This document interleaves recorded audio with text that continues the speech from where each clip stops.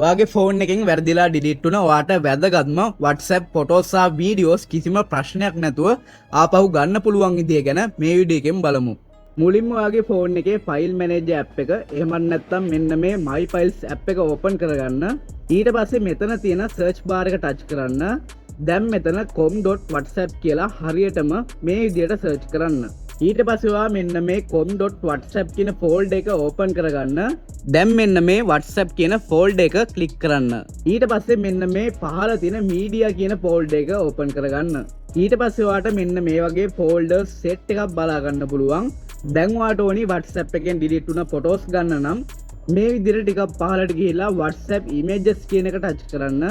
දැන් මෙතනින් ඔයා පහළට ගිහිල්ලා බලන්න ඔයාටින් ඩිලීට් වුණ ෆොටෝ එක මෙතන තියෙනවද කියලා. ඉතින් මෙතනින් ඔයාට අවශ්‍ය ෆොටෝ එක හොයාගන්න බැරි නම් ඔයා ටිකක් උඩට ඇවිල්ලා මෙන්න මේ private කියන ෆෝල්ඩර් එක ඕපන් කරලා බලන්න. එතනත් ඔයාට අවශ්‍ය ෆොටෝ එක හොයාගන්න බැරි වුණොත් මෙන්න මේ send කියන ෆෝල්ඩර් එක ඕපන් කරලා බලන්න ඔයාටින් ඩිලීට් වුණ ෆොටෝ එක මෙතන තියෙනවද කියලා. ඒ වගේම ඔයාට ඔයාටින් ඩිලීට් වුණ වීඩියෝස් බලන්න ඕනි නම් ඔයා මෙන්න මේ WhatsApp videos කියන ෆෝල්ඩර් එක ඕපන් කරගන්න. ඊට පස්සේ මෙතනින් බලන්න ඔයා හොයන වීඩියෝ එක තියෙනවද කියලා. ඒ වගේම මේ උඩම තියෙන private සහ send කියන ෆෝල්ඩර් එක ඕපන් කරලා ඔයාට පුළුවන් ඔයාටින් ඩිලීට් වුණ WhatsApp videos බලන්න.